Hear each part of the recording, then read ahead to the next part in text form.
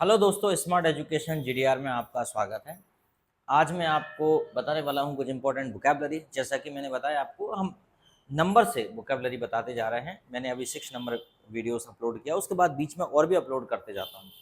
तो कुल मिला के ये है कि आप अपनी कुछ आइडेंटिटी बना लीजिए कि आपने कौन सा वीडियो नहीं देखा है, उस वीडियो को आपको देखना है। ठीक है, तो ये जो वीडियो है इसमें लगभग 7वें नंबर का वीडियो आएगा और इसमें से कट करके मैं छोटे छोटे वीडियो बना दूंगा ताकि आपको दिक्कत ना हो।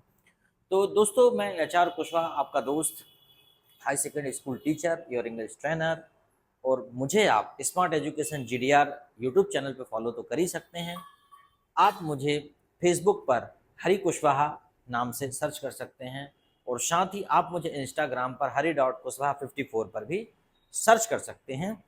सभी प्लेटफॉर्म का एक ही उद्देश्य है, अंग्रेजी सीखना सिखाना। ठीक है, मुझे भी सीखना, आपको भी सिखाना, because there is no limit of learning. ठीक है, तो चलो ठीक है।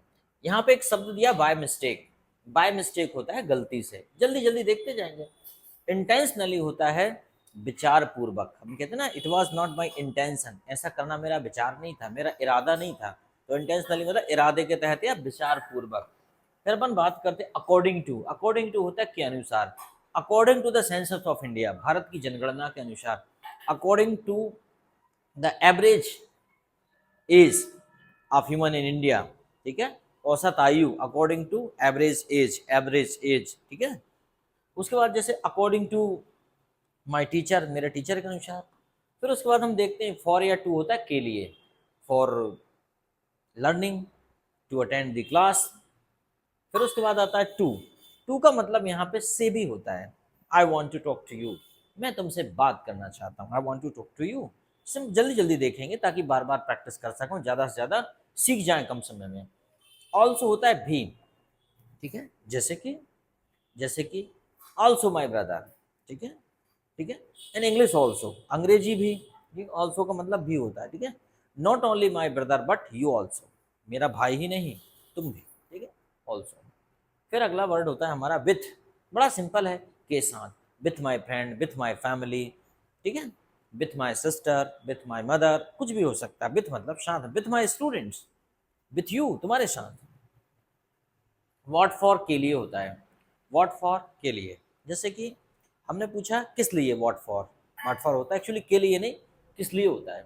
जैसे हमने कहा तुम पढ़ाई कर रहे हो, तो मैं पूछूंगा किस लिए, वॉट फॉर। तो आप बोलोगे for progress, for being success in life, for better life, for better future. ठीक है, टिल नाउ, कब तक। ठीक है, टिल नाउ क्या हो जाएगा, कब तक। जैसे कि टिल नाउ, अब तक। टिल नाउ एक्चुअली कब तक नहीं, टिल नाउ हो जाएगा कब तक। ठीक है, अब तक, टिल नाउ। ठीक है, कब तक तो हाउ लॉन्ग होता है। ठीक है, टिल नाउ होता है अब तक। ठीक है, थोड़ा बोलने का फर्क है, टिल नाउ अब तक। जैसे कि what are you doing till now, तुम अभी तक क्या कर रहे हैं। ठीक है, तुम अभी तक यही हो, you are here till now, तुम अब तक यहाँ हो। तो टिल नाउ मतलब होता है अब तक। ठीक है, in a couple of second, कुछ ही पलों में। जब हम कहते हैं किसी से कि कुछ ही पलों में वह आने वाला है, he is about to come in a couple of second. ठीक है, in a couple of minutes, कुछ ही मिनटों में। In a couple of hours, कुछ ही घंटों में। In a couple of days, कुछ ही दिनों में।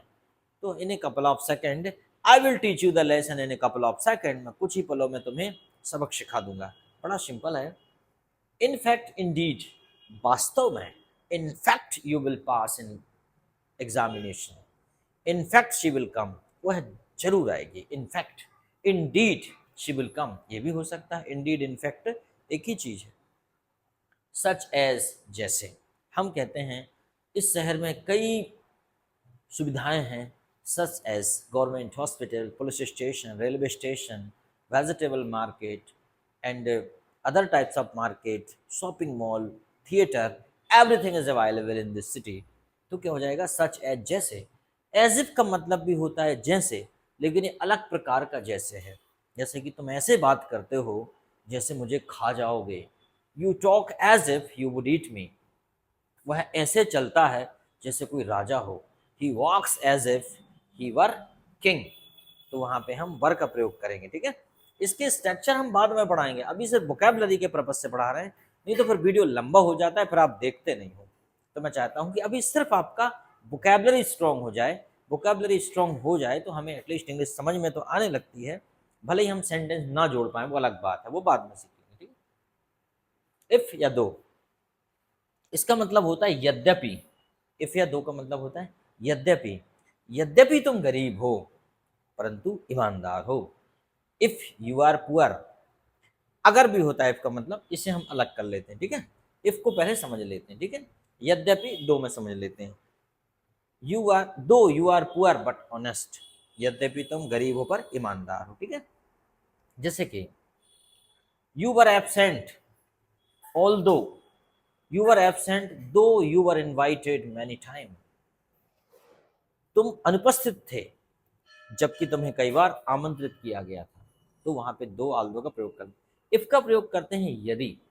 यदि मैं तुमको आमंत्रित करता हूं तो क्या तुम आओगे। If I invite you would you come, क्या तुम आओगे, क्योंकि श्योर नहीं हूं मैं कि तुम आओगे नहीं, इसलिए मैं वुड का प्रयोग कर रहा हूं, ठीक है। हाँ, ऐसे में बिल लगेगा, ठीक है। अगर तुम मेरी मदद करते हो तो मैं तुम्हारी मदद करूंगा। If you help me I will help you, ठीक है, यहाँ पे हो जाएगा, ठीक है। क्योंकि मैं श्योर हूं ना कि मैं तो करूंगा तुम्हारी हेल्प, अगर तुम मेरी मदद करते हो तो मैं तो करूंगा। If you help me I will help you, मैं तुम्हारी मदद करूंगा, ठीक है। बाय या दो, थ्रू, सॉरी, बाय या थ्रू होता है। बाय का मतलब होता है के द्वारा, जैसे कि कैसे के द्वारा होता है, जैसे कि बाय बस बाय ट्रेन, ओके, बाय बस बाय ट्रेन, बाय गन, ठीक है। तो ज़्यादातर बाय का प्रयोग वहाँ करते हैं जब कोई काम सजीव के द्वारा होता है या फिर ऐसे ट्रांसपोर्टेशन के साधन की बात होती है, तब हम बाय का प्रयोग करते हैं। जैसे आई कम बाय बाइक, मैं बाइक से आता हूँ। आई गो बाय ट्रेन, मैं ट्रेन से जाता हूँ। लेकिन अगर मान लीजिए कोई सजीव वस्तु, जैसे कि हमने कहा कि बिल्ली को मार दिया गया कुत्ते के द्वारा, तो हम ये बोल सकते हैं the cat was killed by the dog, तो यहाँ पे ठीक, डॉग। और अगर हम ये कहें गन से मार दिया गया तो हम बोलेंगे cat was killed with gun, उस बंदूक से मार दिया गया, तो वाई।